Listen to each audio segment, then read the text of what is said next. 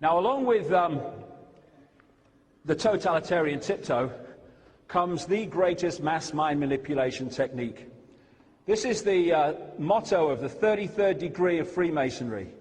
Ordo ab chaos. Order out of chaos. Create the chaos and then offer the order out of it, which changes society in the way you want. This was George Bush. You're free, and freedom is beautiful. And you know it'll take time to restore chaos and order. Order out of chaos, but we will. He was quoting the 33rd degree motto. Order out of chaos, or as I've dubbed it, problem, reaction, solution. Simple, devastating, played on us by the day. You want to change society in a way that you know if you announce it openly, you're going to get massive reaction. So you don't announce it openly, you play this scam. Stage one, you create a problem. Could be a terrorist event, could be a war, it could be a run on a currency, could be a bird flu, it could be any problem that could elicit the outcome that you want. You then, through an unquestioning, pathetic mainstream media, you tell the people the version of this event that you want them to believe, i.e. Lee Harvey Oswald killed Kennedy with a gun that shot bullets that went there and then came back again.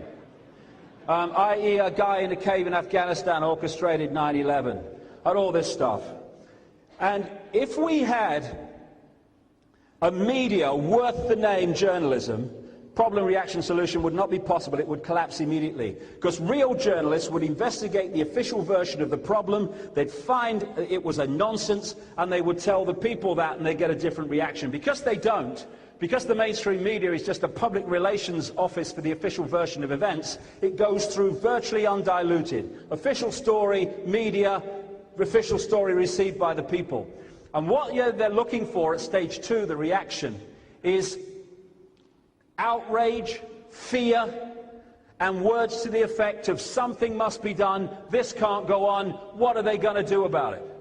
Which allows those who've covertly created the problem, who've gleaned that public reaction, do something, they can then openly offer the solutions to the problems they have created.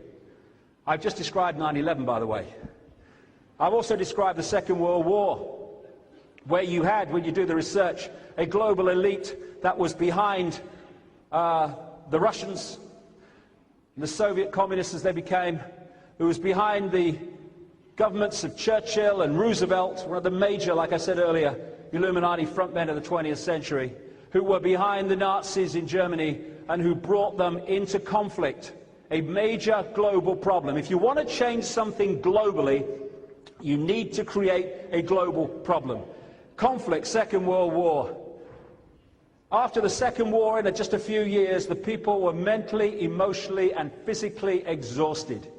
When they are doing those mind control horrors I talked about earlier, they get the victims exhausted, mentally, physically, and emotionally, because an exhausted mind becomes a much more suggestible mind.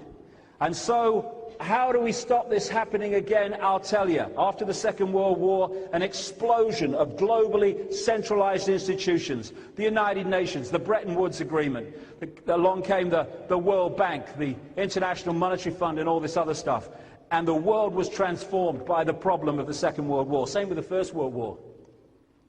And this was one of the most clear and obvious problem, reaction, solutions I've ever come across. I went on a radio station in Los Angeles days after 9/11 because they'd heard on the internet I was saying it wasn't bin Laden, this was an inside job. This was in the first week after it. And they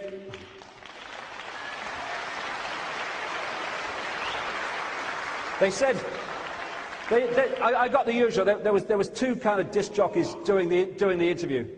And I didn't work out which one had the brain cell that day. It wasn't easy. And it was, oh, what are you on? You're mad, and all that stuff. And I said to them, okay, I'll do you a deal.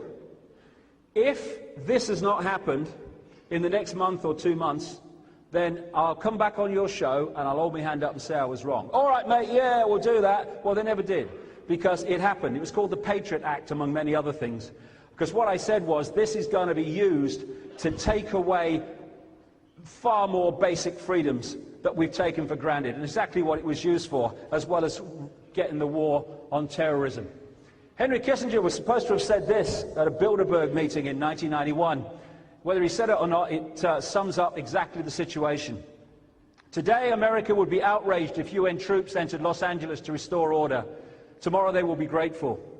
This is especially true if they were told that there was an outside threat from beyond, whether real or promulgated, that threatened our very existence. When presented with this scenario, individual rights will be willingly relinquished to the guarantee of their well-being granted to them by the world government. Problem, reaction, solution. And there is no need for prophecy about what is unfolding before our eyes today. No need for Nostradamus. In the year 2000, an organization in America called the Project for the New American Century produced this document, Rebuilding America's Defenses, Strategies, Forces and Resources for a New Century, September 2000, 1 year before 9/11.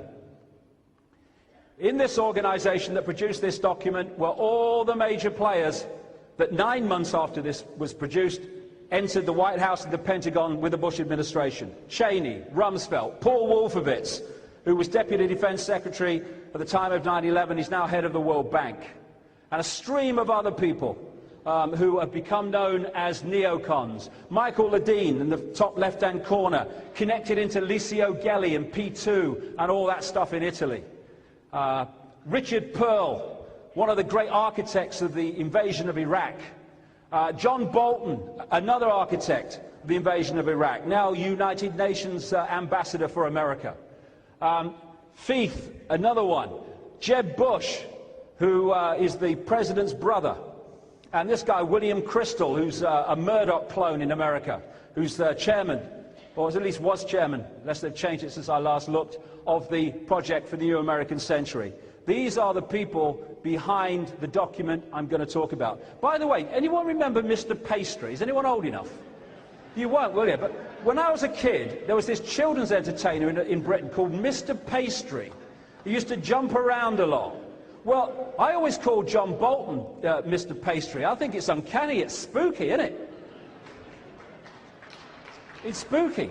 And I'd rather Mr. Pastry, to be honest, was America's ambassador to the UN. I think we'd be safer.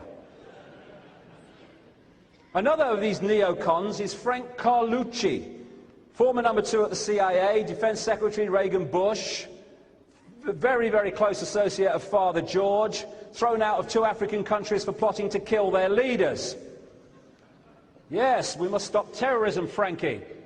John Negroponte, another man fundamentally connected to horrific... Yes, we must stop terrorism, Frankie. John Negroponte, another man fundamentally connected to horrific American terrorism in Central America and elsewhere. Another one of these neocons that are protecting us from the terrorists. So what did this document say in September 2000? It calls for American armed forces, the cavalry, on the new American frontier. It says that key allies like the United Kingdom are the most effective and efficient means of exercising American global leadership. Well, there's 2 to bloody tick off straight away. Keep your pen handy. The United States has for decades sought to play a more permanent role in Gulf regional security, while the unresolved conflict with Iraq provides immediate justification. The need for a substantial American force presence in the Gulf transcends the issue of the regime of Saddam Hussein. Tick. It calls for a blueprint for maintaining global US, i.e. Illuminati, preeminence and shaping the international security order in line with America's principles and interests. This American grand strategy, it says, must be advanced as far into the future as possible, and the US must, quote, fight and decisively win multiple simultaneous major theater wars as a core mission. And that's exactly what they're doing. We've had Afghanistan, we've had Iraq, and now they're trying to wangle a conflict with Iran. Tick. It says that peacekeeping missions demand American political leadership rather than that of the United Nations. It highlights North Korea, Syria, Iran and Libya as dangerous regimes and says they're existence justifies the creation of a worldwide command and control system, World Army. Now, the axis of evil speech involved in its claims of evil Iraq, Iran, North Korea, straight off the pages of that document.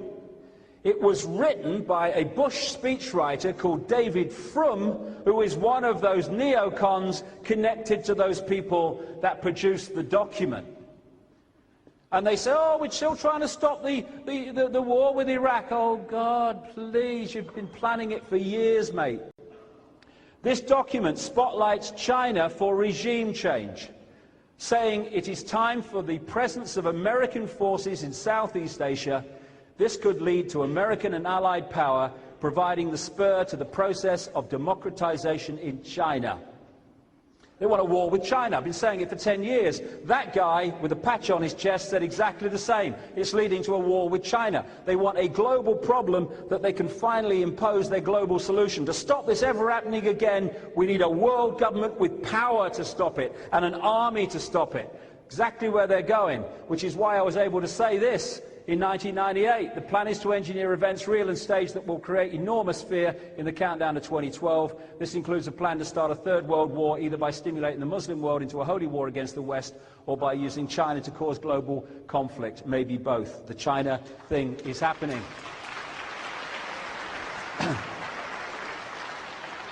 The same document calls for the creation of US space forces to dominate space and total control of cyberspace to prevent their enemies using the internet. What we're seeing now, and you've been following this, are increasing attempts and changes to dictate what you can and cannot say on the internet and to hand power over the internet to the corporations that they control. Talks of developing biological weapons that can target, quote, specific genotypes. This may transform biological warfare from the realm of terror to a politically useful tool. These are the very same people who are saying they need to protect us from the terrorists. Now, what else did this document say?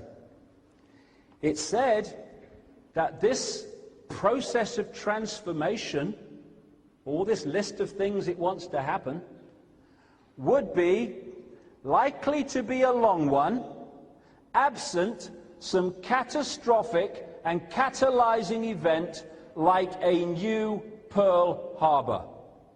Those words were published in September 2000. 1 year to the month later, we had what Bush called at the time our Pearl Harbor. Catastrophic and catalyzing event. Elephant in the living room. Who's benefited from 9/11? That's the great antidote to problem, reaction, solution, that question. Who benefits? Who benefits from me believing this version of events? Well, do the Muslim world benefit? Oh, no. What about the people who died in 9/11? No. Ooh, who can benefit from this? Only those that wish to use it to justify transforming society in the image they require. I go into this whole 9/11 thing in this book, but I'm going to go through the whole structure of it in the next half an hour or so. It has justified so much. Blair said, since 9/11, the world has changed. Yes, it has. It was meant to. The movie tells us that it was 19 hijackers orchestrated by Osama bin Laden and Al-Qaeda. The secret agenda is problem, reaction, solution. Cheney called the war on terrorism a dirty war that might not end in our lifetimes. That's the idea. You have a war with a country, you're going to at some point reach the end of it. But when you have a war on terrorism, when does it end? When do you know the war on terrorism's over? Well, the answer in this case is when you stop planting the bombs, mate. That's when it stops. But how do the people?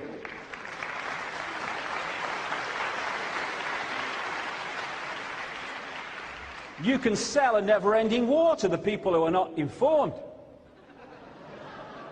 The idea The idea that Georgie boy is orchestrating this whole thing is ludicrous. He's a front man. I say he's a front man to articulate the agenda, but he doesn't even bloody do that, does he really? The people behind him, the people you never see. Cheney is much higher in the hierarchy than Bush. His father is much, much higher in the hierarchy than his son. And that's basically summing up what the situation is. Puppet on a string. And then there's Blair boy. Tony Blair was brought in. John Smith left us at precisely the right time. How can I put it like that? And the moment this guy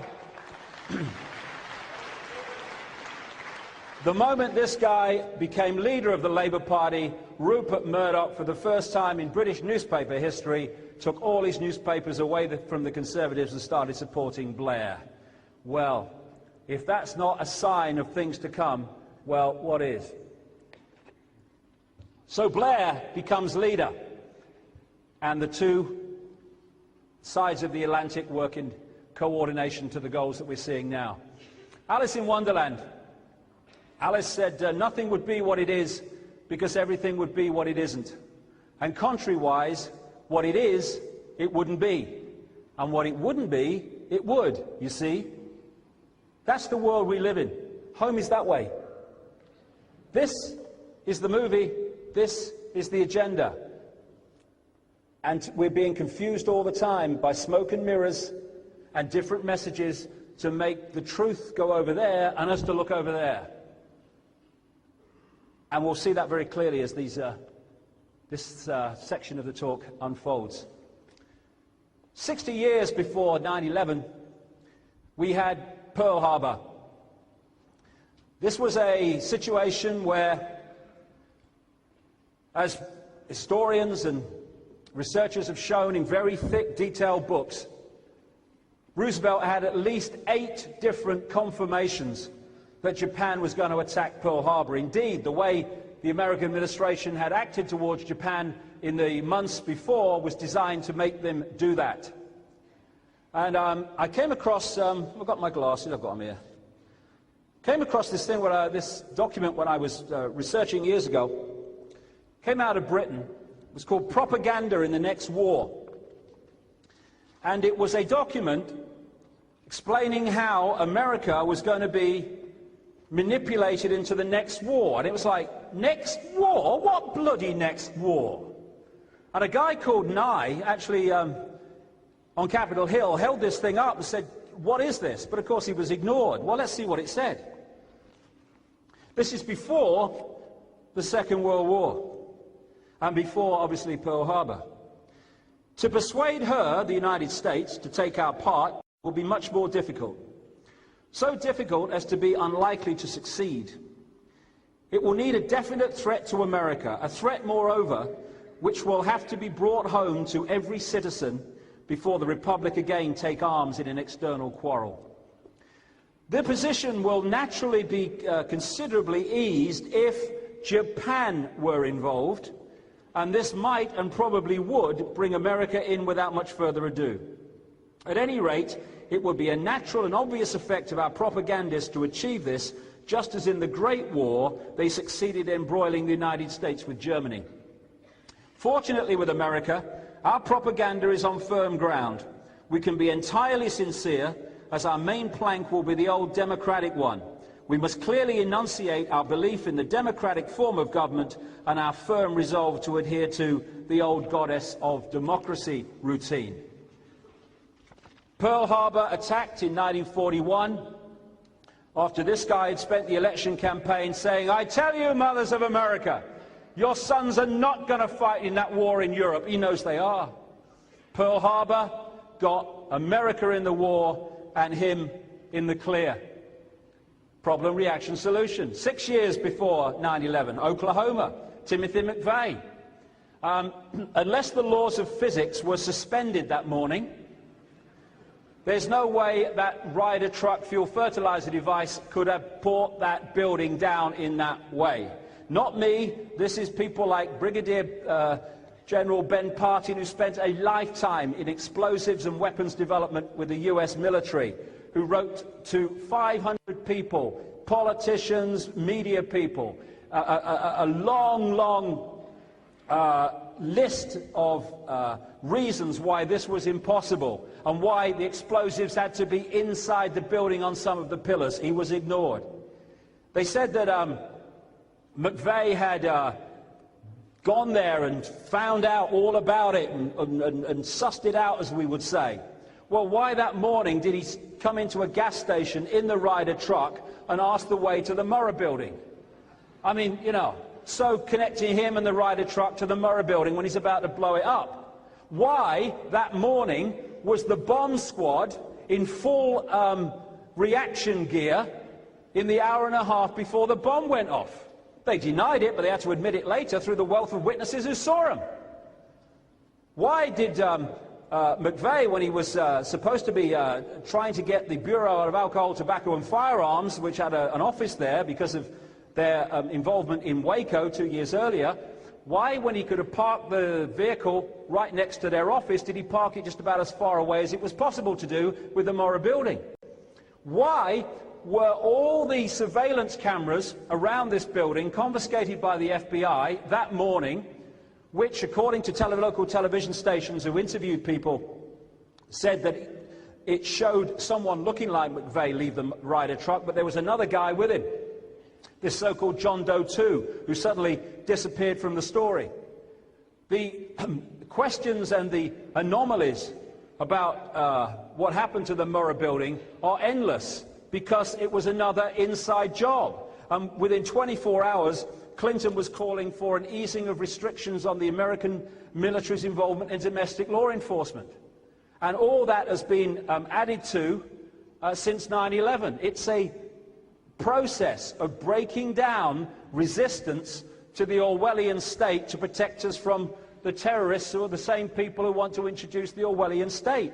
Now, the Murrah building questions could have been answered very easily. You get experts to go in among the rubble, and they'll tell you basically where the bombs went off, what the bombs were, and the whole shebang. What the government did is employ this company, Controlled Demolition Group, to go in, pull the building down before it had been analysed by independent experts, and it was taken and kept in a desert under armed guard by a company called Wackenhut. And Wackenhut is was created and has been peopled ever since by CIA, FBI type people. And the guy who runs it is a very close associate of the Bush family, indeed has funded their political campaigns. Now, what a coincidence that when the Twin Towers fell, and people were saying, hey, that didn't half look like a controlled demolition to me, that the rubble was taken away, indeed sold on Rudolph Giuliani's say-so and others, without being properly analysed. The company they employed to do that was called Controlled Demolition, and independent experts were never allowed to investigate the reason that the towers came down. Why? Because it would blown the whole scam. This guy, Father George Bush, as presidents go, is as high up the Illuminati ladder that I've come across. Nowhere near the top, but higher from a president's point of view. And this whole Bush family and around him is weaved a extraordinarily effective web of deception. The guy in the middle there, in the chair in the corner, is Prescott Bush, the father of Father George, grandfather of Boy George. And Prescott Bush was involved with the Harriman Empire, Illuminati empire in America, and he was involved at a very, well, almost controlling level of a company called the Union Banking Corporation, the UBC. And as has been exposed, not just by people like me, but by people like John Loftus, the president of the Holocaust Museum down in Florida, the Nazis were funded to a large extent out of America by these very people.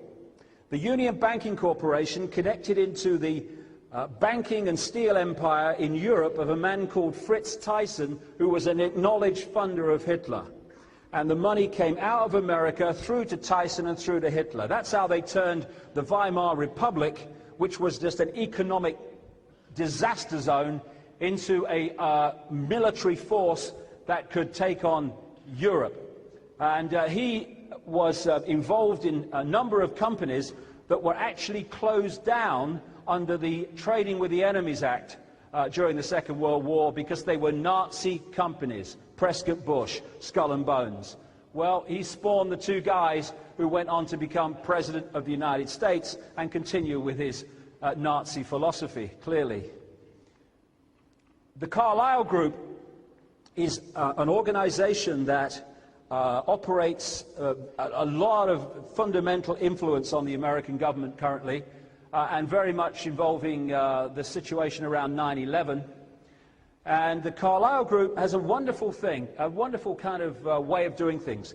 It buys up companies that are struggling, who depend on government contracts for their profitability. They ain't getting government contracts, so they're bought up quite cheaply, and then, because of these guys, they start getting government contracts and become very, very wealthy and profitable organizations. So it's nice work if you can get it. One of the major players in the Carlyle Group has been Father George Bush. Its chairman at the time of 9/11 was Frank Carlucci, the neocon who has this problem with leaders of African countries. And another major player in the Carlyle Group, James Baker, who was Secretary of State to Bush when he was president. And they connect into all these other people that have been behind the Bush administration. Colin Powell, they call him Colin because he's full of shit apparently.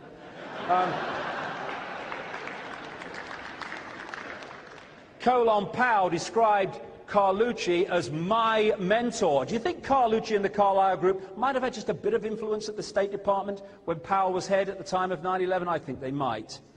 And of course, one of the other things about the Carlyle Group is their major game is weapons sales. When you have a war, that's real good for business.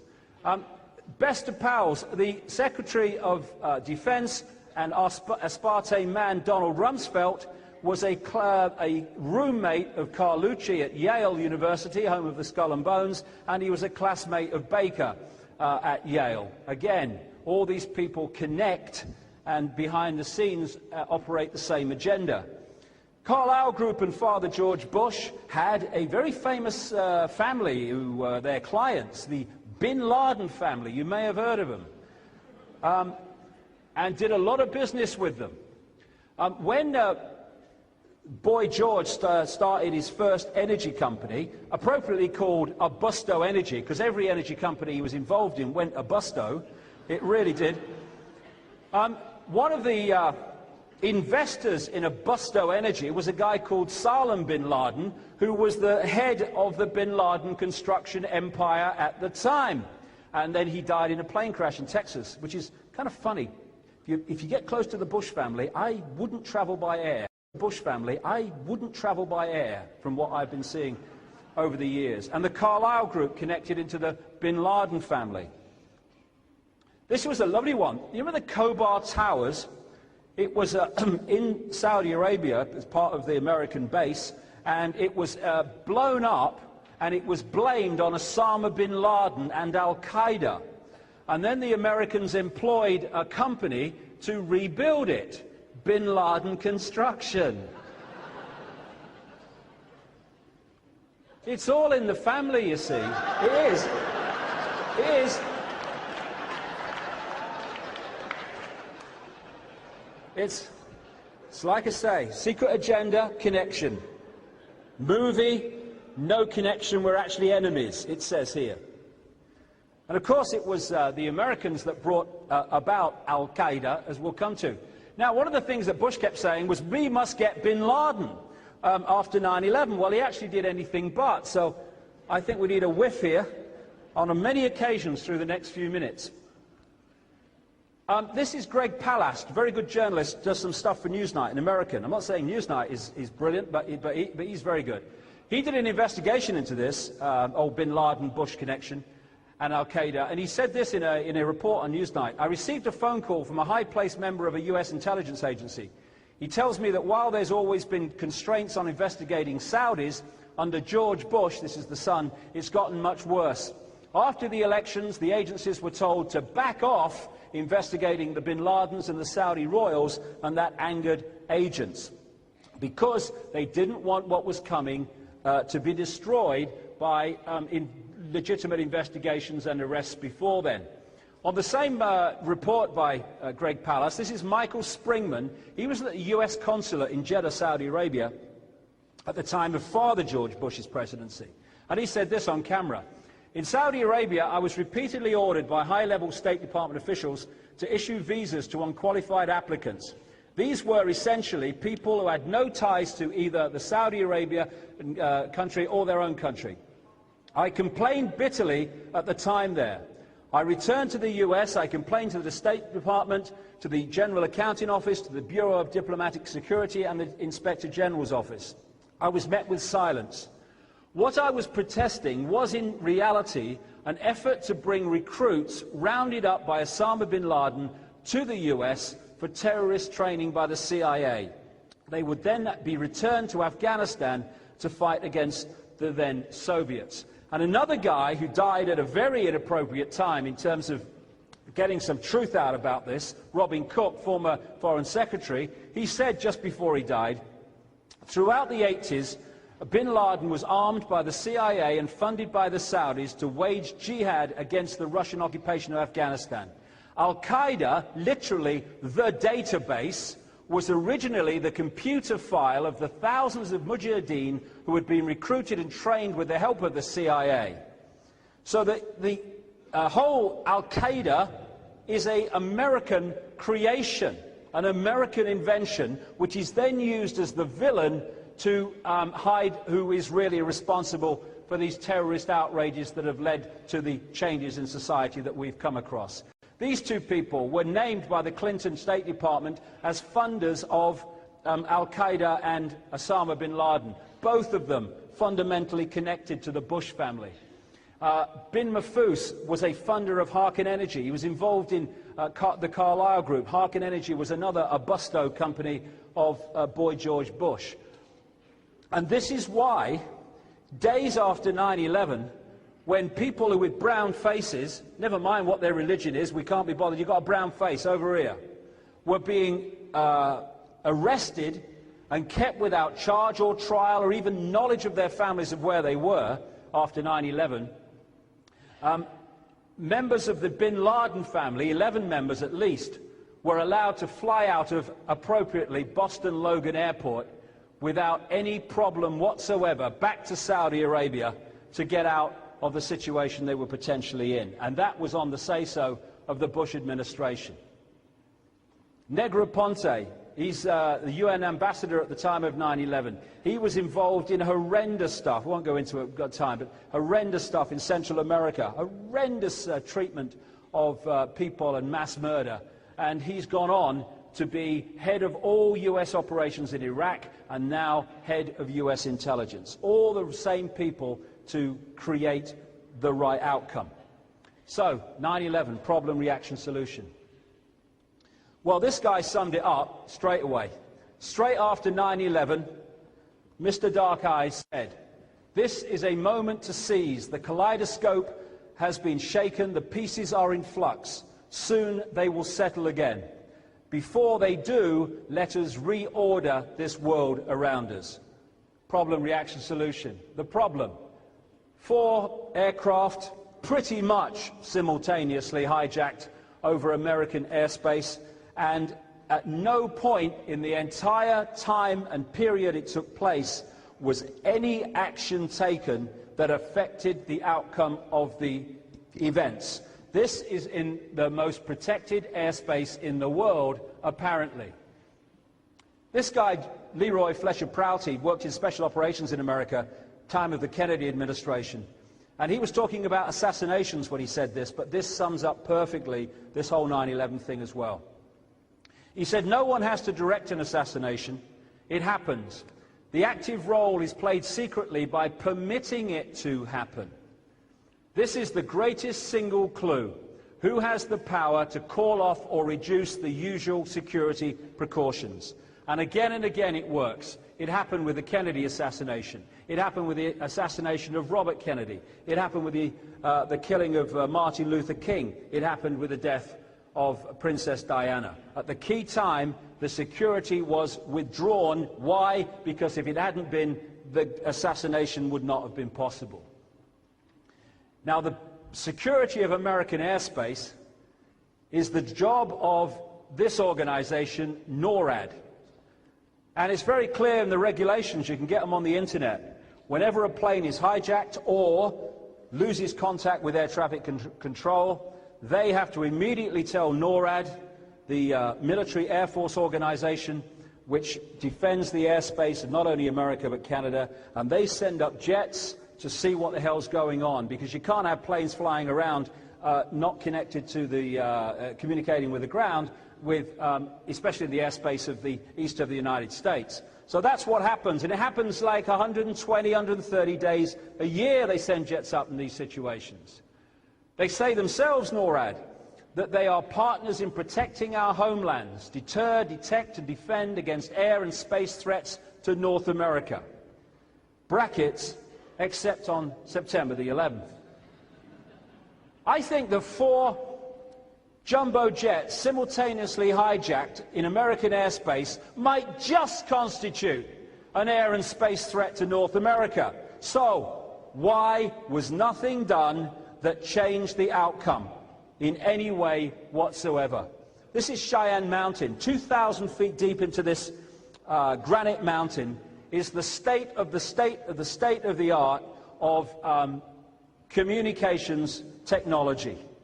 These are the people in NORAD and their connected organizations that work on the space shuttle. They tell foreign troops on the other side of the world, or American troops in foreign countries on the other side of the world, where to move and where the enemy is and all that stuff.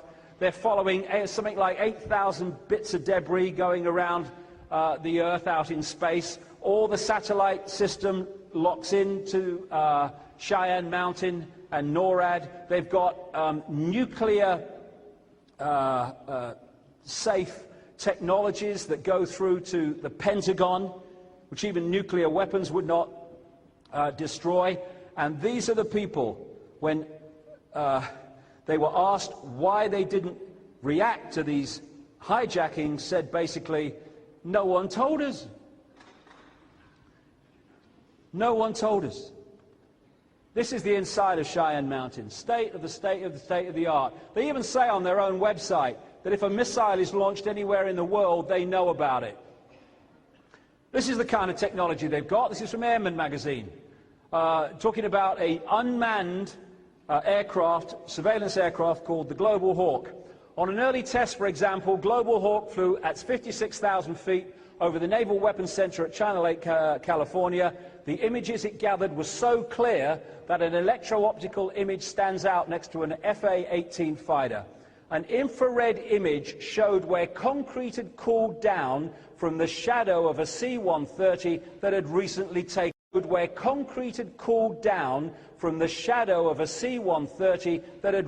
taken off. That from 56,000 feet.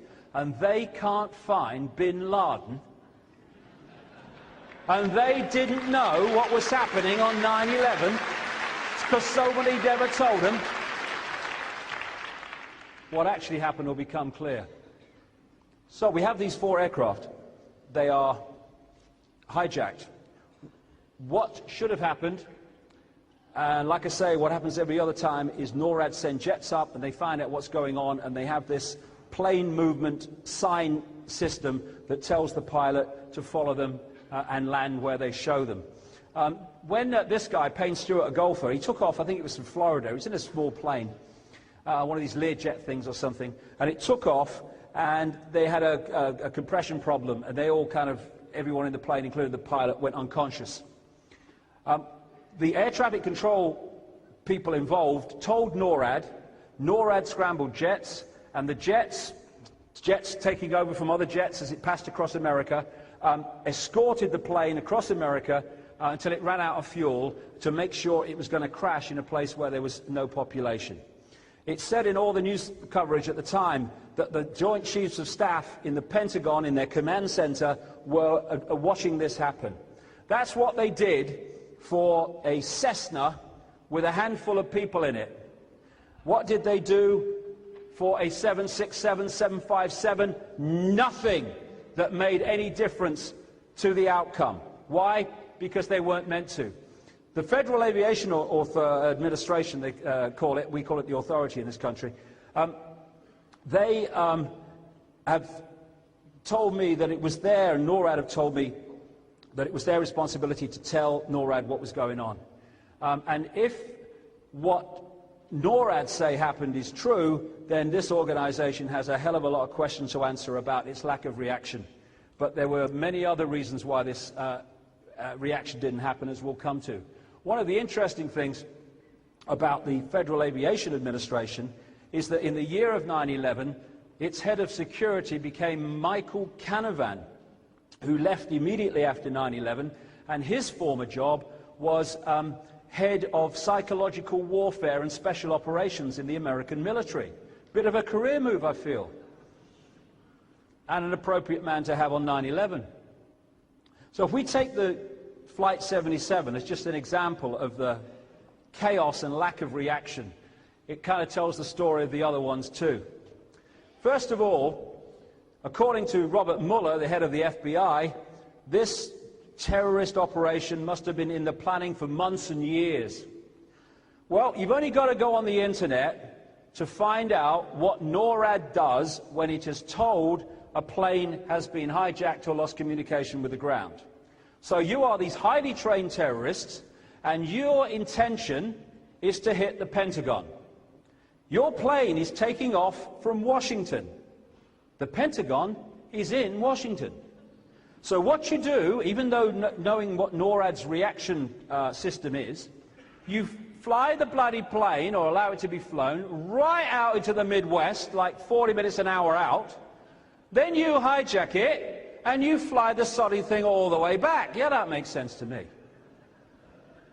And even then, even when you've hijacked it that far out and come in, there is no reaction from the military that makes any difference to the outcome at all.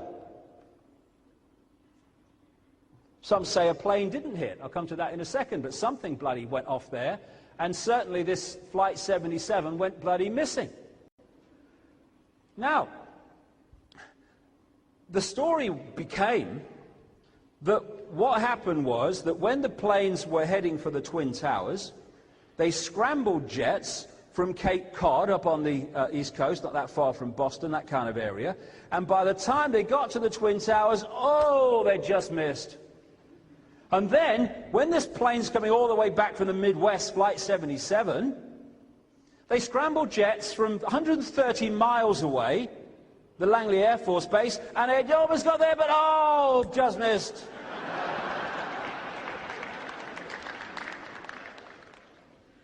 I've got a question. 10 miles from the Pentagon in Washington, D.C. is the Andrews Air Force Base. They have no fly zones over Washington. And I rang NORAD, and I said, how do you police the no-fly zones over Washington?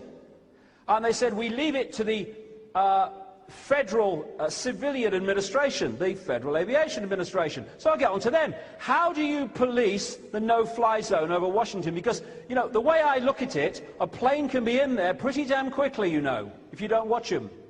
Oh, we react as appropriate. We react as appropriate. So, you're telling me that the no-fly zone over Washington, which you can enter in kind of seconds in a plane, is policed from 130 miles away at Langley Air Force Base? It's policed from here, the Andrews Air Force Base, 10 miles down the road from the Pentagon. By the time they're off the runway, they're looking at the bloody place. No reaction from the Andrews Air Force Base to a plane coming in to hit the Pentagon. And even as the mainstream newspapers reported, immediately after the Pentagon was hit, planes, they said, were scrambled from the Andrews Air Force Base to protect the airspace over Washington. Well, what were they doing before? You know, was it, lunch go on a bit or what? Ridiculous. They were not scrambled because they weren't meant to. DC Air National Guard, the Capitol's Guardians, own website. They say here, the DC Air National Guard talks about all the planes it has, stands ready to respond to the needs of the District of Columbia and the nation should the needs arise, except on September the 11th. Not one plane took off until the Pentagon was hit and it was all over. This is from a news report about the system. It happens all the time.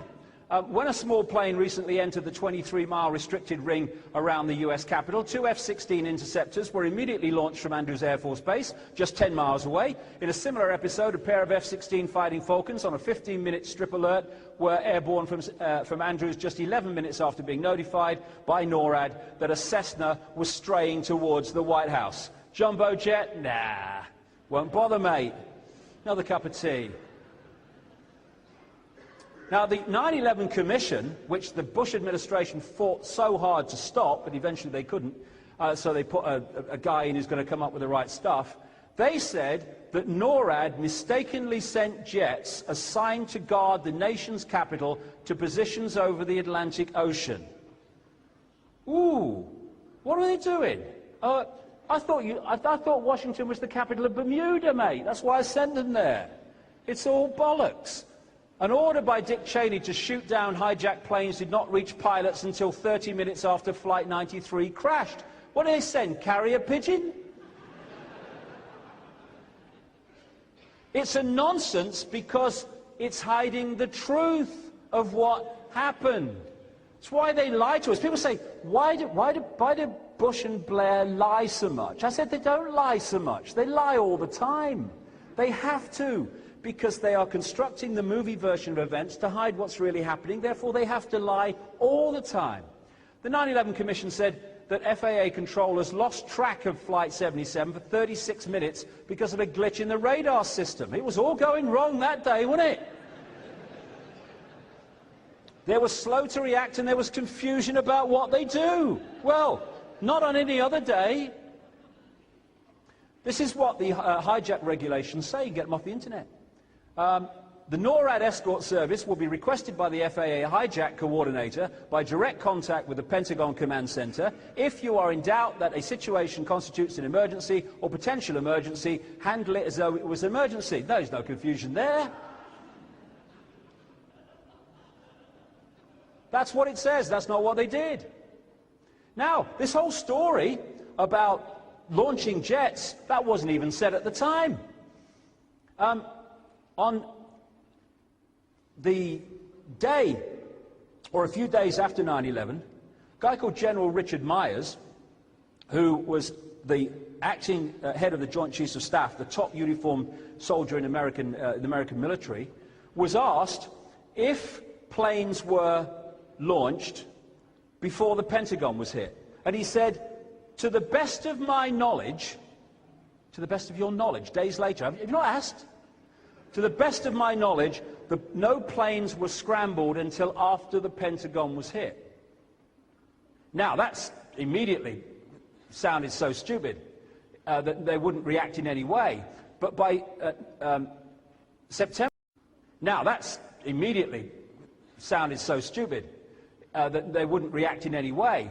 But by September the 15th, they were still saying publicly that no planes were scrambled until the Pentagon was hit. It was only on September the 19th, 8 days after 9/11, that they issued a press release from NORAD saying, actually, we did launch jets from Cape Cod and Langley Air Force Base, confirming a CBS Dan Rather report of many days earlier. So it was yes, we did, and no, we didn't. That's what he said. Got me things out of order here. That's what he said, Myers. He then said a few days later, we've learned that they did scramble jets, and then they said they didn't, and then they said they did 8 days later. So the official story was not constructed until 8 days after the event. Now, these three guys are the three top people in the American military. The Commander-in-Chief Bush, Secretary of Defense Rumsfeld, and General Myers. It's very interesting about their stories of what happened that day. First of all, where was Bush? He was down at a school in Florida. And I was in a bar in Bermuda after I'd spoken there, just after 9/11. I was watching CNN live. And I saw Bush stand up and say, at a town meeting, as they call it, a public meeting with obviously selected guests, as usual.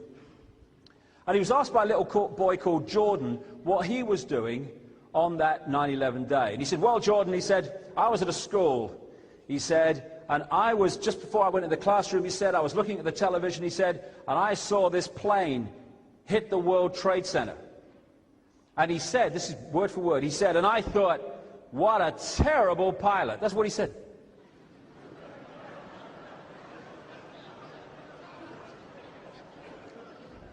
Now,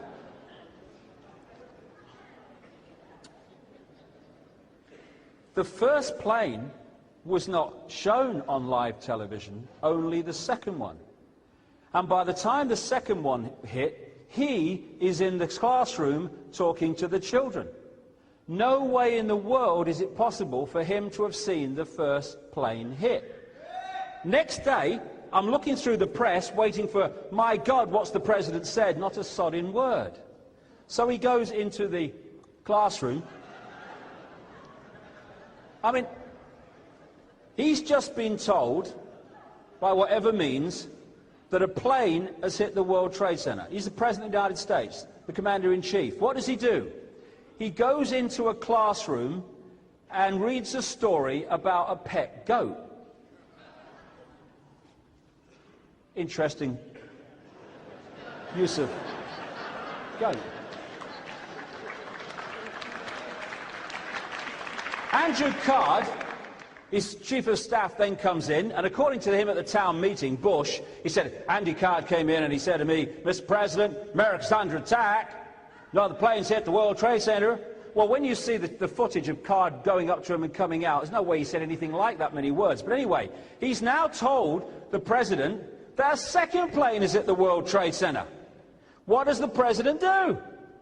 He continues to read a story about a pet goat. And now we know what was really said here. He came in and said, Mr. President, America's under attack. No planes hit the World Trade Center. Okay, Andy. As soon as I know what's happened to this goat, I'll be right out.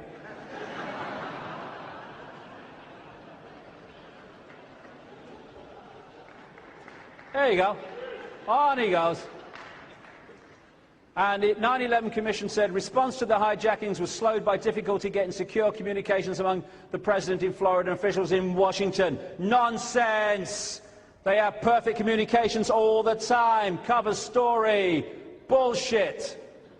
And then he goes off to his plane, which they said was supposed to be the next target, according to a phone call they later said was not true. And he rings to see how the sport's getting on, and away we go.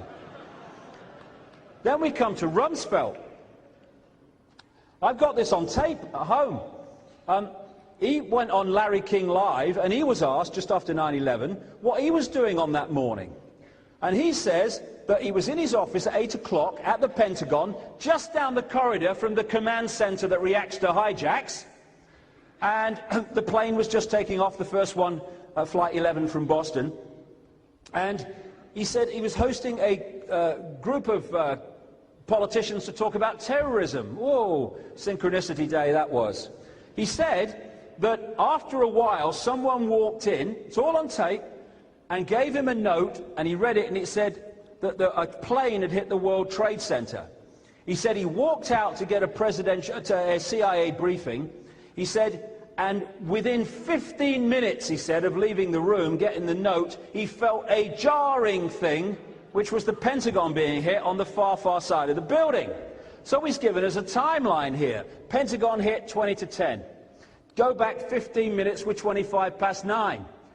He's saying that the head of the military, the defense secretary, the Pentagon, was handed a note at 9:25 to tell him that the World Trade Center had been hit by the first plane at 9:45, and they never mentioned the little detail that another bugger had hit at 9:03. And no one had told him that another plane was heading towards the sodding Pentagon. Nonsense. This is the regulations that they have to follow.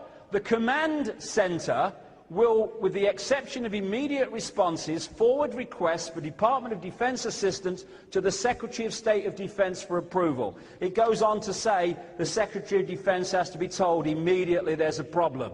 9:25. Well, soon enough. Nonsense.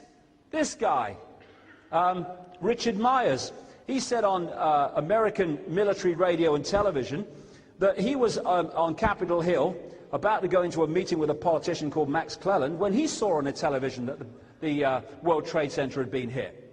He's the uniform head of the US military, just down the road in the Pentagon. What does he do? Does he get on the phone? Does he say, what's going on? No. He said he went into the meeting with Max Cleland. He said he came out, no one told him about the second plane. He came out, he said, and immediately he came out of the meeting, someone said, another plane's at the World Trade Center, and he said, just after that, someone said, the Pentagon's been hit. Timeline.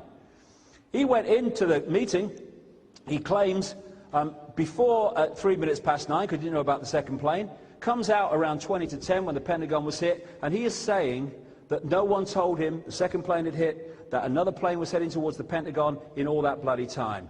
Nonsense. That guy was somewhere else that we'll come to in a second. It's all a frickin' lie, the whole bloody thing.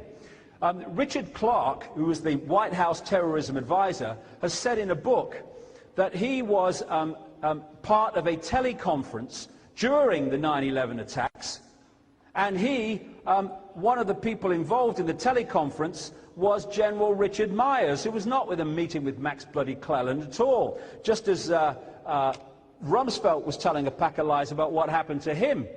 What was actually going on, has become clear since, is that there were a series of Air Force military exercises in the airspace involving the 9/11 planes that were symbolizing attacks on America.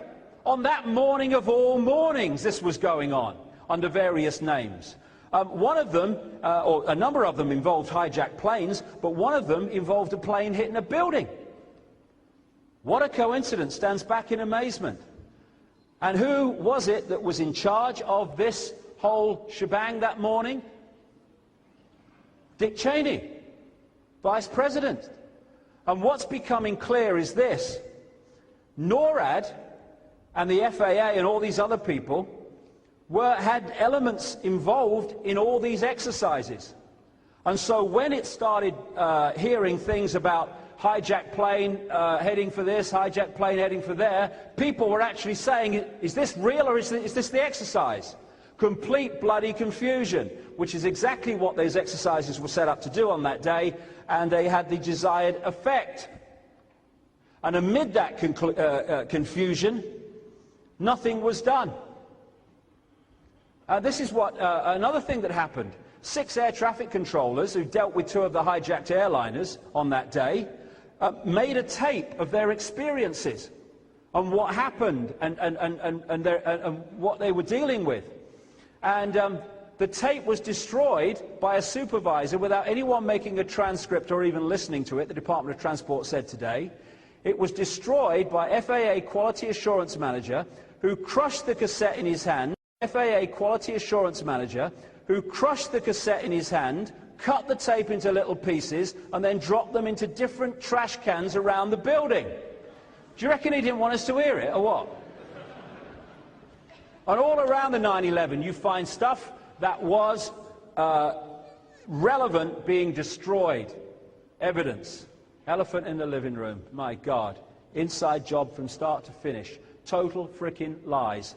I was in Australia, and this guy who is involved in the computer system that defends Australian airspace from air attacks was with me for a day, and he told me that the airspace over the Canberra Parliament building involves a system that if a pilot enters that airspace, he is invited not by a human being but by a computer to punch in a 4-digit code that gives him permission to fly through that airspace.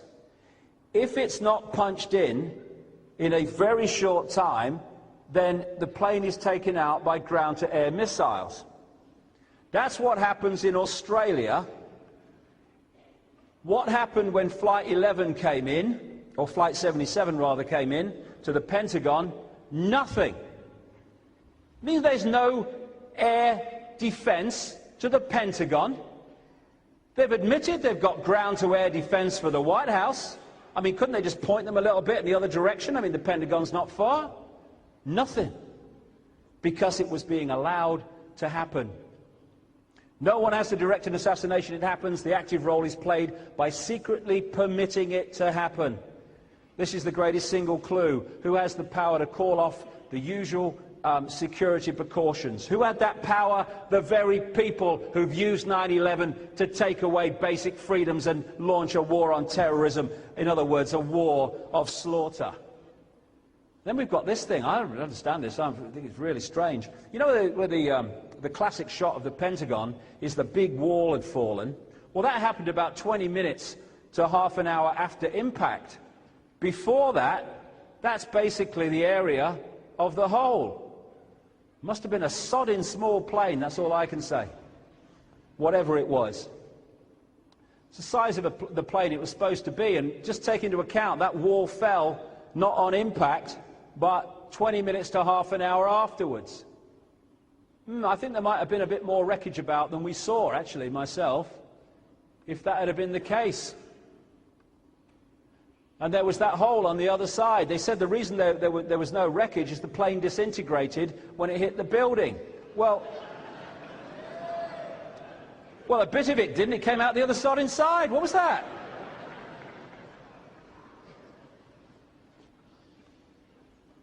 Oh, yeah, there was a bit of wreckage. I can see them now.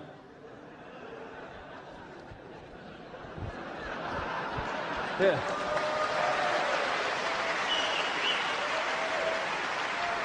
Hey, I think we got away with it.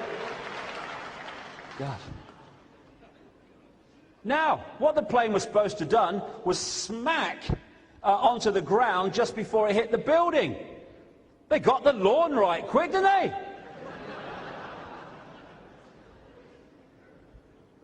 Alan Titchmarsh must have been flown in.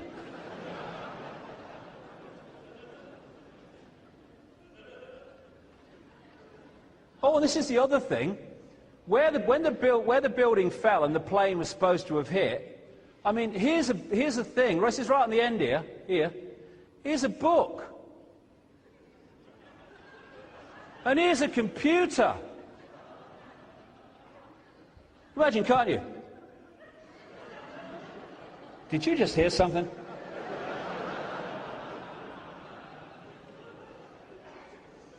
But yet again, some people say it was actually a cruise missile or something akin to that. Some say it was another kind of plane, but it was very strange. But then again, as with the wreckage of the Twin Towers and the Murrah building, I've been to this gas station, as they call them in America, this petrol station.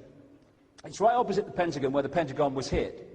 And I went in there to get some petrol, not realizing it was a military petrol station. He said, "Are you in the military?" I said, "No, thank God, no." He said, "Well, you can't have petrol from here then." So, anyway, the point is, though, actually years ago, the point is this gas station has surveillance cameras pointing out over that area of the Pentagon, okay? No problem. As with McVeigh and the whole thing in Oklahoma, okay, do you want to see what happened? All this conspiracy theory and all that stuff? Look, okay, just sit down a minute. Let me just put the tape on. There you go, that's what happened. Those were confiscated, those tapes, on the morning of 9/11 and never been seen since. I mean, there's not surveillance cameras. There's surveillance cameras at the local shop. There's not surveillance cameras all the way around the Pentagon and looking in at the Pentagon. Put the tape in, darling. Let's see, and we'll go away. No, we're not allowed to see. And that's one of the great red flags of this whole conspiracy stuff. When we When we seeing or hearing something would support the official story, we're allowed to see or hear it. When us seeing something would demolish the official story, we are not allowed to see or hear it. And that's why security cameras are working when they want to catch someone, and they miraculously cease to work when the true story of something like this would happen. How did they do it? Well, I tell you how they didn't do it. People who couldn't fly Cessnas did not fly those planes into buildings with such perfection. This is one flight instructor, about two of them. It was Dumb and Dumber. I mean, they were clueless. It was clear to me they weren't going to make it as pilots. One of them was described as, one of them said, I was surprised he could even drive a car. And there we go. They flew these pilots. These two guys were supposed to be involved. They failed to keep up their flight training, and one of them left for the Yemen for a year. Maybe you learn to fly there, who knows. Mazawi, this guy who's kind of obviously mentally imbalanced, who they've used to highlight the whole thing again in this court case, he was described as a poor pilot who failed to obtain a license despite hours of training. So what did they do, this Al-Qaeda network? They found anyone who had any ability to fly a plane and said, get them, we'll have them. I mean, it's a joke. Arab terrorists were not flying the bloody planes, please. Yes, they were.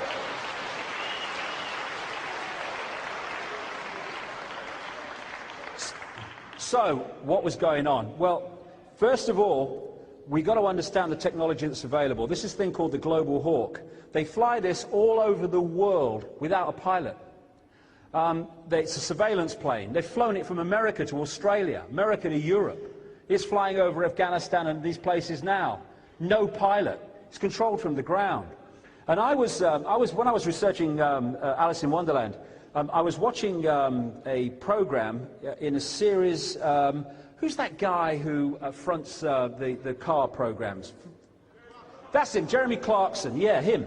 Yeah, I like him. He's a bit of a character. I like him. Anyway, he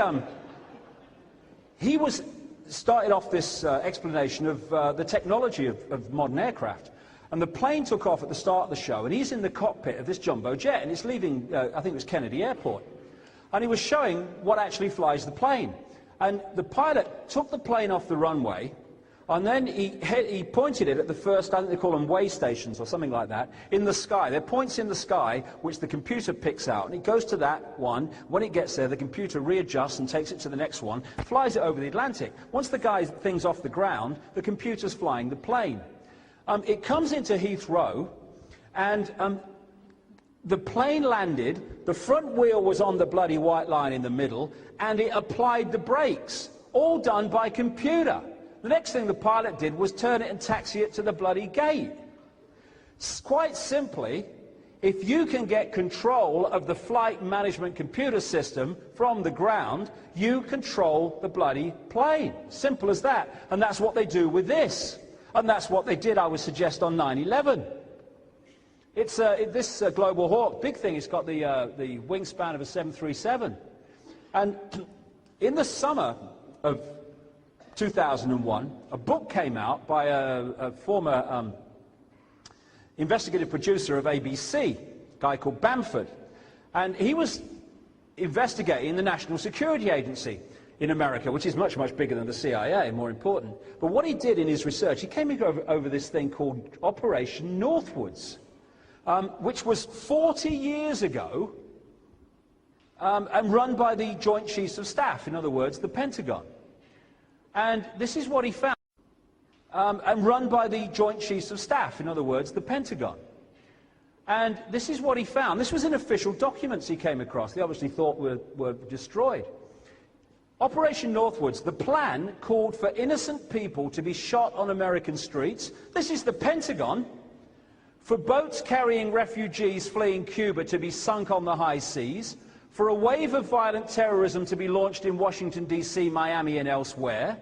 People would be framed for bombings they did not commit. Planes would be hijacked using phony evidence, all of which would be blamed on Castro to justify an invasion of Cuba 40 years ago.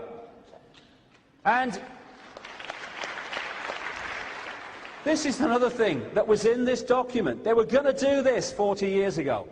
An aircraft at Elgin Air Force Base would be painted and numbered as an exact duplicate for a civil registered aircraft belonging to a CIA proprietary organization in the Miami area. At a designate time, the duplicate would be substituted for the actual civil aircraft and would be loaded with selected passengers, all boarded under carefully prepared aliases.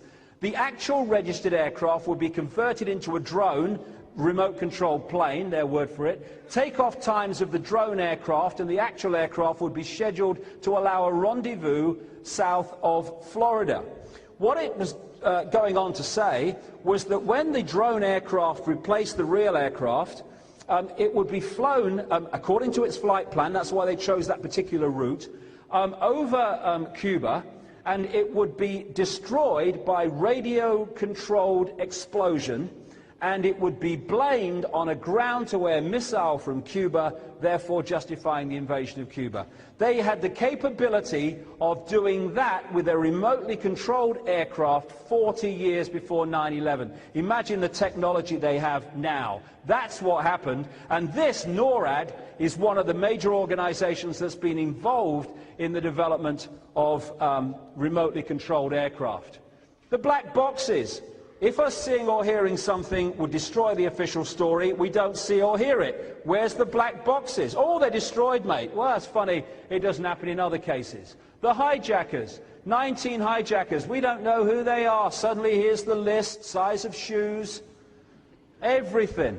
And you know what they've said? They've just come out and said this. The reason they knew this is because it was all in Mohammed Attar's bag that didn't make it onto Flight 11. The coincidences, that's just amazing. Synchronicity, it must be true. These people, 7 of these people at least, have been tracked down by the mainstream press. They're still alive. What do they do, parachute? I mean, what's going on? And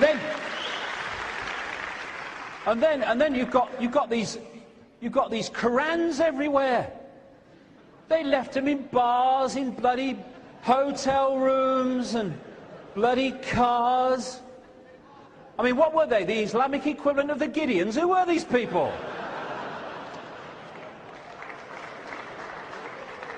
And then I sat in my front room and I watched a newsreader tell me on the BBC, without laughing, just a few days after 9/11, that they found a passport from one of the hijackers. I mean, was it singed? I mean, what, you know? I'm not a physics major, but paper passport, I think there's questions to ask here. And I rang the New York police a year later when I was doing the Alice in Wonderland book, and oh no, we can't talk about that, there's an ongoing investigation, oh God. And then there was an ITV television documentary a year after 9/11, and they asked the same question, and the FBI said, the hijacker's passport is a rumor that might be true. This is a year after they've called a press conference to announce it. Why? Because we go back to connecting the dots. They know that vast majority of people do not connect the dots. They don't remember what they were told on this day as opposed to what they were told on this day and this day. And therefore, what they wanted in that period was emphasise, programme, yes, it was them Islams, yeah. So we found a passport, proof. Oh, we found a Qurans in this, everywhere. Oh, it was them Islams. And then, once the programming is done, they can just walk away, because they know most people won't say, well, hold on a minute. But some people do, and increasing numbers of people do. And that's how the dots get connected. Now, this is extraordinary. This is the official FBI timeline of Mohammed Attar. They said that him and this guy, Abdulaziz Al-Amori, who turned out not to be, actually, instead of being in Boston when they were going to hijack Flight 11 in the morning of September the 11th, they drove down to Portland, Maine the night before. I mean, you know, was it a better hotel? I mean, what's going on? So, and he said that they left their hotel on the morning of September the 11th at 5:33 to catch a plane at 6 o'clock, which is the only one that would have got them onto Flight 11. Did the alarm not go off? Did they oversleep? I mean, what are we talking about here? See them dashing around the hotel. Oh, Abdul, get up. See the time, knickers, pants everywhere. Oh. Then they're supposed to arrive to catch a plane at 6 o'clock. And it was all these great hijackers. And one of the things that people say is, oh, no, I saw Atari get on the plane. They've got this surveillance camera. No. Of all the airports in all the world, at this time when there's cameras everywhere, the one international airport with no surveillance cameras in its departure lounge is Boston Logan Airport. There are no pictures of him getting on the plane. This is Portland, Maine, where this comes from. And in the middle, you've got 5:45, 15 minutes to departure, which gives it kind of a reasonable thing, yes, 15 minutes. But actually down here, it's 5:53, in fact 5:54, 6 minutes to departure, which would ask the question, why did they leave it so sodding late? Well, maybe it wasn't too important for them to get on it, because maybe they didn't know they were going to hijack something. And I called the people at head of security at Portland, Maine, and I said, why does it have two timelines? And why does it have one right in the middle of the shot where you at least want numbers if you were trying to identify someone? I don't know, she said. I said, do you think you could ask? Do you think you could look at the tape and call me back? She says, oh no, the FBI took that tape away on the morning of 9/11 and we've not seen it again. Of course, that was put in because in the newspapers that's what the framing was. It hid the fact that, as one person said, they were so late they were spitting bullets or spitting blood or something. There is no evidence this guy got on the plane, no evidence whatsoever, freaking ever, including the fact that none of them were on the list of passengers. This is Abdulaziz Al-Amouri, who's supposed to have been but wasn't the night before 9/11. He looks like he's going to kill himself the next day, doesn't he? Yeah, but that's not Al-Amouri, that's Al-Amouri. This is a Saudi airline pilot who was sitting in Jeddah, Saudi Arabia, and heard on the news that he just hijacked a bloody plane in America. He went into the American consulate there and said, I think there might be a mistake, I think there might be. But they've never changed the names. They said that this guy, Lotfi Raisi, had helped them to learn how to fly the planes, not very well. They said that he was an Islamic extremist. They put him in Belmarsh prison. They tried to take him to America. And they said he was an Islamic extremist when he's married to a French white Roman Catholic. Yeah, it all fits. It's all rubbish. It's all rubbish. And the people here, rubbish, rubbish. What most of them are claimed to have done. And that's why they're having to let them out now, slowly. These people are completely untrustworthy, wouldn't know the truth if it bit them on the arse. And the same with the Twin Towers, again. Controlled explosion, taken away by controlled demolition appropriately. When you look at the controlled demolition pictures, available everywhere, lots of programs about them. At the point where the explosives goes off, there is an outward puff of smoke as the charges go. That is exactly what you see on the Twin Towers before they started to fall. In all these things, it's classically what happened to the Twin Towers. Controlled demolition. Look at that one in the middle on the left there. What you see in that building is what you saw when the Twin Towers started to fall. These are some buildings that fell due to structural failure. They don't go straight down on themselves. They don't turn to dust. And the speed that the towers fell was the speed of free fall, without any resistance. Free fall speed. Why? Because there was nothing to resist. Because they were taken out by explosives. Because that was the classic mind-imposing, mind-programming vision of 9/11 that would be in the public mind to use problem-reaction solution to justify the outcome. This guy, William Rodriguez, maintenance man at the World Trade Center, he was a hero after 9/11 because all the people he got out and the heroic things he did, pictured with George Bush. The moment he came out and said, actually, bombs were going off at the bottom of the building before the building fell, and people with him said, yes, they were, then suddenly he becomes persona non grata. They took his job away and tried to destroy the guy. He's actually taken them to court and issued a court lawsuit against them for being involved in 9/11, people like Cheney and Bush and others. This guy, Larry Silverstein, he bought the whole of the World Trade Center just before 9/11, and he put massively increased insurance on it, which is being paid out. And he said he owned this building called Building 7 on the World Trade Center complex. And he said on television in an interview that the authorities came to him on 9/11 and said the building is in such a bad state, we want to pull it. In other words, pull it, we want to controlled demolish it. And he agreed, and they said it was pulled. Here's Building 7, here's all the telltale charges coming out that demolished Building 7. Now there's a question here. If you've ever seen these programs where they pull buildings of that size, they don't go and put the charges in a few hours. Sometimes it takes days to put them in the right places so it falls as it did. On 9/11, they pulled this building in next to no time. Why? Because it was charged already. In Building 7 was a state-of-the-art command center which had been recently built at a cost of $13 million at the instruction of Mayor Giuliani. And a guy I had a long conversation with he's a German, former German defense minister called Andreas von Bülow, and he has come out publicly and said he's certain that 9/11 was orchestrated from the command center in Building 7, and the reason they pulled it was to destroy the evidence of what happened. I think he's not far from the truth. Mayor Giuliani, buy a used car, wouldn't buy a new one, mate. I won't go into that. So the whole kind of story of 9/11 is full of holes because it's not true. And the media, despite these holes, continue to parrot the official version of everything. As a result of it, the secret agenda can impose its Orwellian state while the movie tells us it's to protect us. Sums it up, Anglo-American special relationship. Will you lie first or shall I? And so you keep the old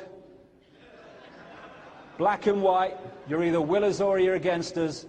You're with us or you're for the terrorists. You ignore the fact that there was great grief and support from the Islamic world for what happened, because this is what you're after. This is the Nazi technique. Why, of course, the people don't want war. Why should some poor slob on a farm want to risk his life in a war when the best he can get out of it is to come back to his farm in one piece? Naturally, the common people don't want war, neither in Russia nor in England, nor for that matter in Germany. That is understood. But after all, it is the leaders of the country who determine the policy, and it is always a simple matter to drag the people along, whether it is a democracy or a fascist dictatorship. Voice or no voice, the people can always be brought to the bidding of the leaders. That is easy. All you have to do is tell them they are being attacked and denounce the peacemakers for their lack of patriotism and exposing the country to danger. It works the same in any country. Hermann Göring. And that's what they're doing now. Abraham Lincoln said, public sentiment is everything. With public sentiment, nothing can fail. Without it, nothing can succeed. He who molds public opinion is greater than he who enacts the laws. He might have said, and he who molds public opinion can enact whatever laws he wants. Problem, reaction, solution. Control of the public mind.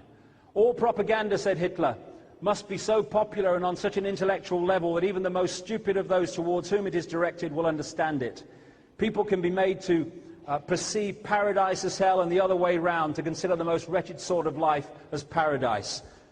That's the key line. All propaganda must be on such an intellectual level that even the most stupid towards whom it is directed can understand it. Bin Laden did it. It's Al-Qaeda.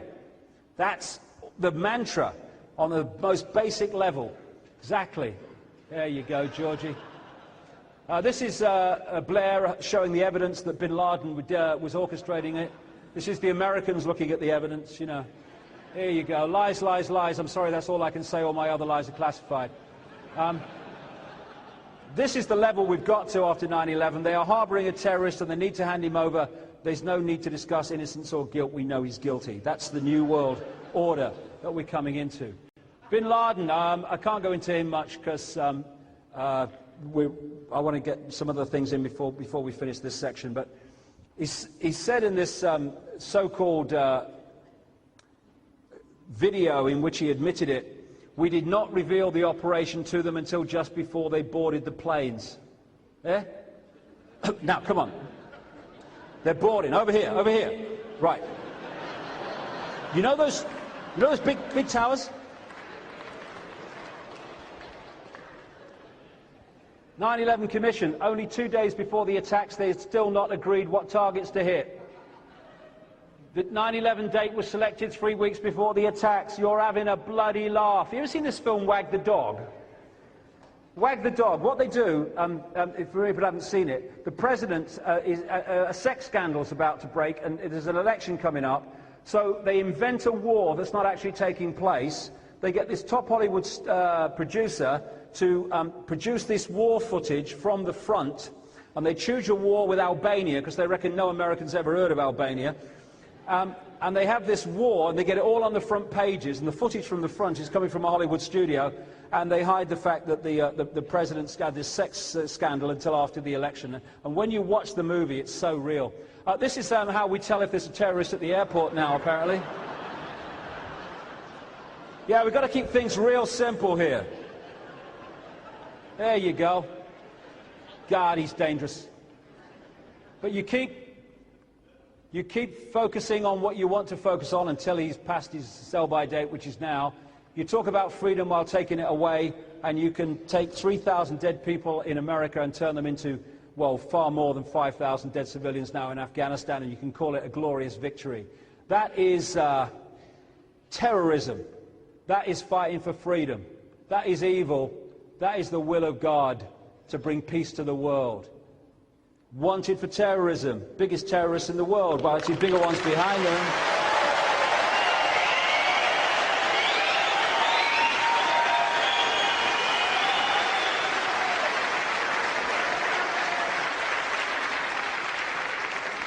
Bigger terrorists than them behind them, but on the public stage there they are. Definition of a terrorist: one who favours or uses terror-inspiring methods of governing or coercing government or community, hence terrorism. I wonder if that definition includes 16-year-old ice cream vendors in Afghanistan having their legs blown off.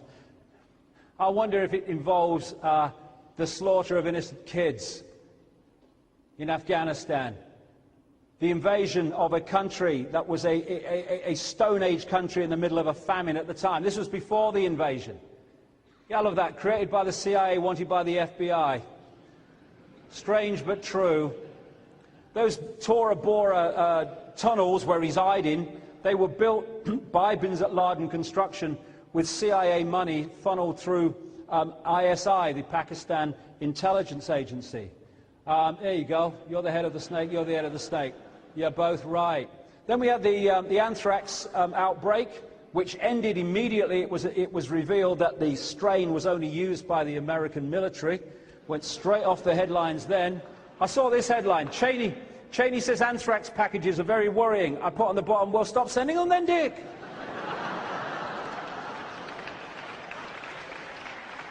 And this is how it's done.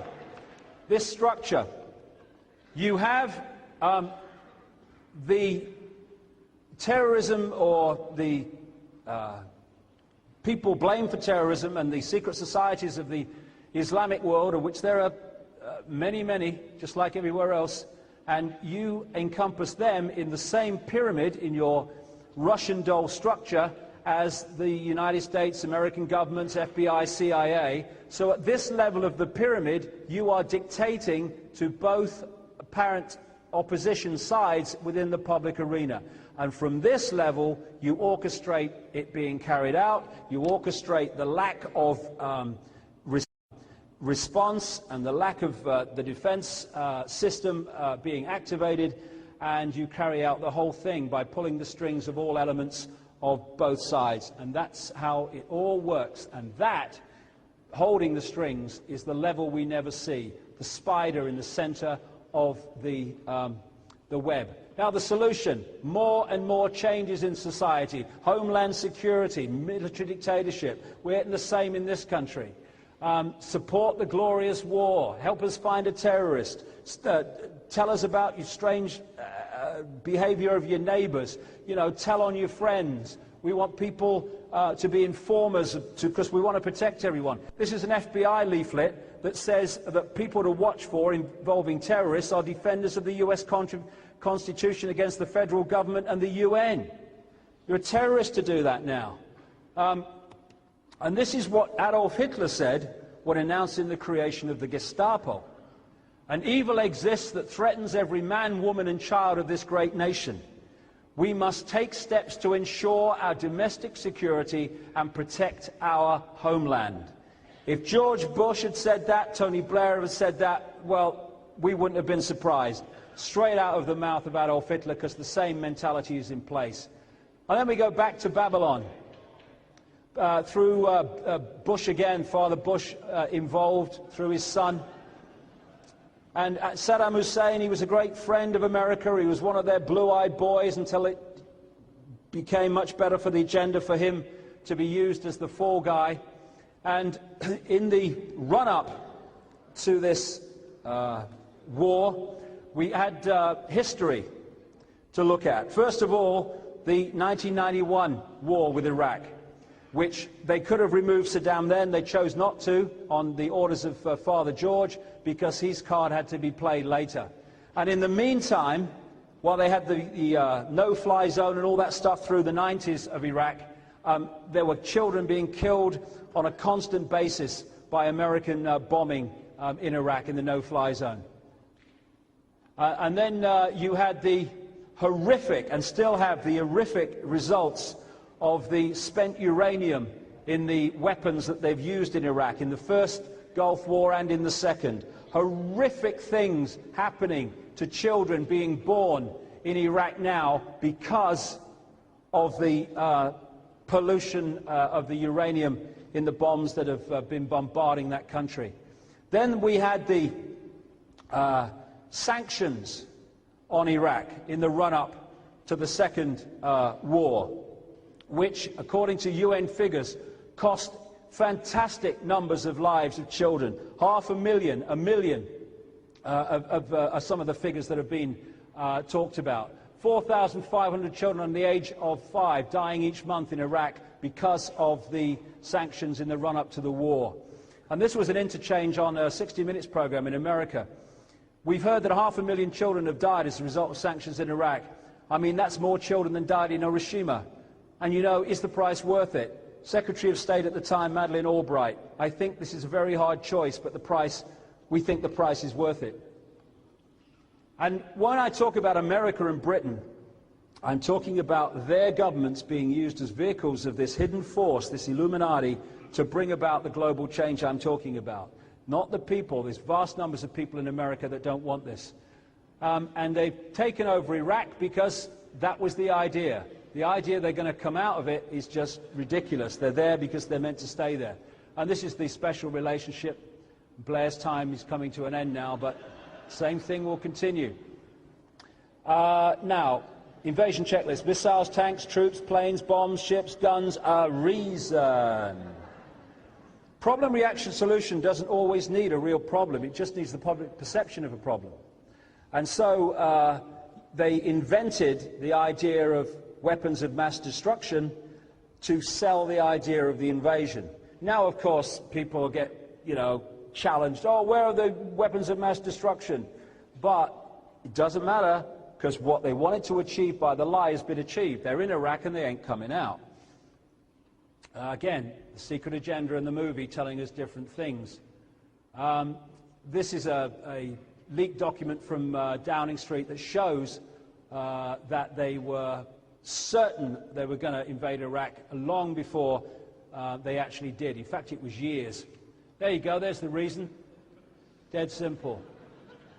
And there he is, he's found in the plane, look, special. So, yeah, Iraq was involved in 9/11. Here's the weapons of mass destruction evidence. Here's some more, and along we go. There's their whole dossier on the weapons of mass destruction. Not a problem. There's one of them. There's the mobile weapons laboratories. Look, there you go. They're very, very canny, these people. Made it look like a London bus. And, of course, like I said right at the start, just because you have two sides that appear to be against each other doesn't mean they're not controlled and manipulated by the same force. In 1983, Donald Rumsfeld was sent to Iraq to organize the shipment for Saddam, there's the meeting, of biological and chemical weapons for use against the Iranians in the Iraq-Iranian war. And these were the chemical weapons shipped through the American government from American corporations that were used to kill the Kurds. But because they keep that quiet, it means they can use the chemical attack on the Kurds as a justification to remove Saddam. It's all smoke and mirrors. And this is not me surmising this. This came out in official documents. I think 2002. This is it's a report in a newspaper. Donald Rumsfeld, the US Defense Secretary and one of the most strident critics of Saddam Hussein, met the Iraqi president in 1983 to ease the way for US companies to sell biological and chemical weapons, including anthrax and bubonic plague cultures, according to newly classified US documents. And before he became Secretary of State, Donald Rumsfeld was on the board of a European engineering giant called ABB.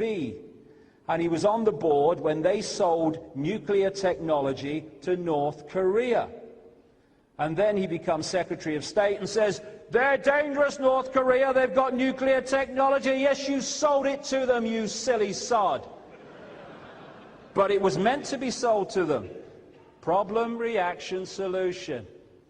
Keep following the white rabbit, keep believing what they tell you, and war is peace and get a brain more hands. And as a result of it, slaughter in Iraq. And somebody told me John Wayne was dead. I don't think he's dead. I see him everywhere. I see him on Fox News. I see him on CNN. I see him in the US military. He's everywhere. Go get him, John. Sitting on tanks, embedded journalists. Oh, I see them all. Yeah, go get them, John. This is the stuff they don't want us to see.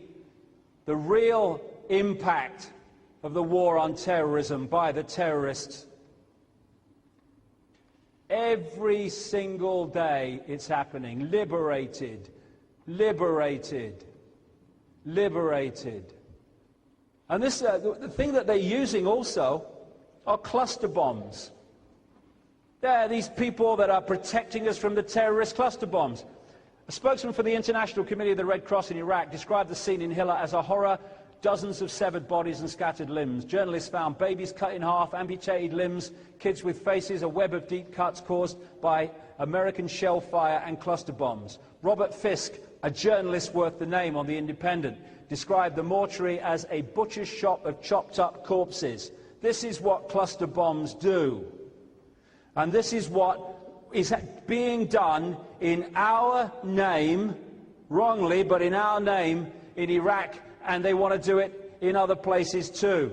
And somebody tells me that people that do this wouldn't kill 3,000 people on 9/11 to give them the justification of doing this. You know, if we think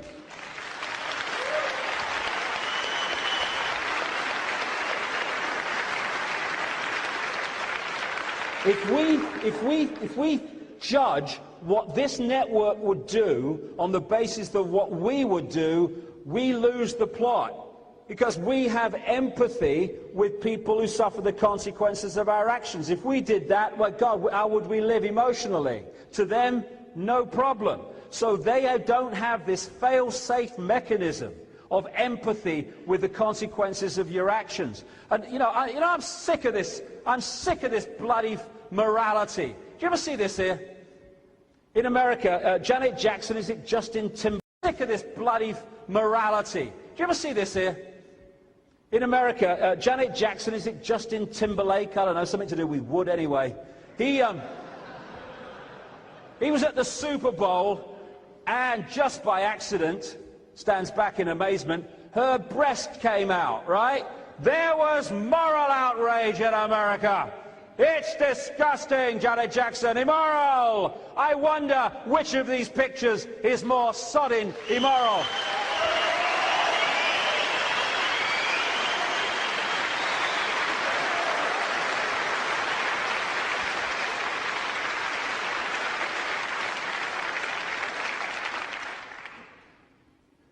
One of the British soldiers in a BBC documentary, we bomb them. You know, it's cool to me because I like explosions and stuff like that, but like, I don't get to see the actual explosion, and that's what I want to see, but I guess when we get closer to Baghdad, we'll get to see more of that. Yeah. Ooh, yes. Support our troops. No! Support people who are coming from a point of empathy. Not all of them are. Some of them may be, but misguided in the way they express it, but not all of them. And even the troops. This is a surgeon in Germany talking about the incredible life-changing, life-destroying things that are happening to troops that are never talked about. Our boys, like I said earlier, we will not surrender. No, we don't sodding have to. We send these poor buggers to face it, to fight on our behalf. Yeah, no problem.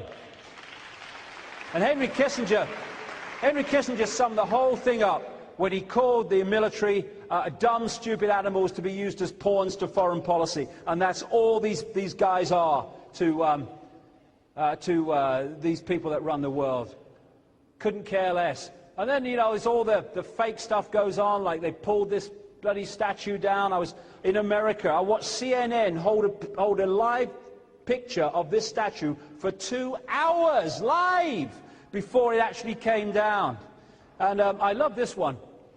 It was in a place called Palestine, I think it was Palestine Square, something like that. They were the people there watching it come down. I don't think too many myself. On the front of the Evening Standard, there they are again. What? Where did they come from? And then what you do is, as someone pointed out, if you go through the crowd, you see the same guy over and over again. What they've done is they've taken a shot off the telly of a few, and they're just going to make them smaller going back. You can trust the media. They wouldn't lie to you. They'd lie to everybody. There you go. Where did it all come from? Then you've got Saddam Hussein. Both ITV and BBC, in the run-up to the invasion of Iraq, they had facial experts look at all this footage of Saddam, and they found at least 7 or 8 different Saddams. And have they got the one at the moment? I don't know. Apparently, according to newspaper reports, his wife was taken to see him, this present Saddam, and it said that she arrived from Syria with her official escort and then entered the prison, emerging only moments later, pink with rage and shouting, "This is not my husband, but he's double. Where is my husband? Take me to my husband." American officials rushed forward to shield Mrs. Saddam from perplexed Russian observers, trying to insist that Saddam had changed quite a lot in custody and she probably didn't recognize him.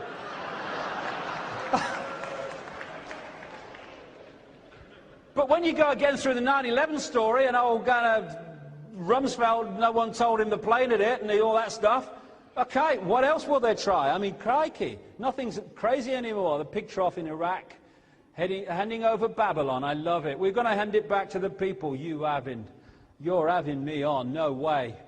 And all these people like Shalabi, CIA and British intelligence, the first kind of interim leader, Alawi, MI6, CIA, all the gang are there. Eh? There. But no, he's come. He's come to protect us. There you go. War crimes against humanity. That's what they're wanted for, and in the end, history repeating itself. It's just a global version. I love that one. Same shit, different asshole. Isn't that brilliant? Yeah. That's fantastic.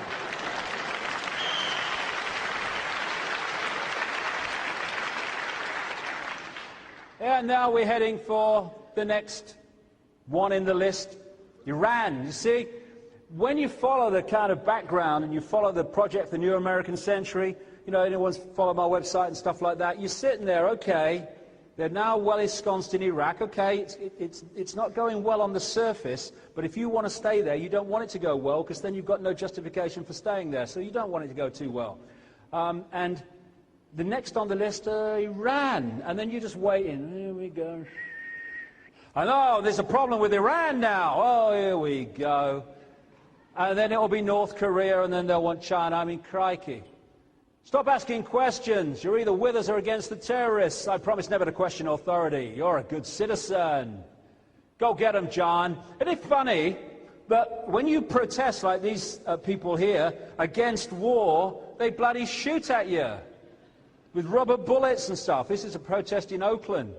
And they have now free speech zones back from where anyone's meeting, so you can't protest directly. And, you know, that previous picture is something to emphasize. There are enormous numbers of people in America who don't get a voice. Enormous numbers who would be sitting here today if this was in America, because they can see through it. It's not the Fox News mentality of America is not the only mentality, far from it. But again, we come back to this again. The lie can be maintained only for such time as the state can shield the people from the political, economic and or military consequences of the lie. That's why they have to suppress dissent.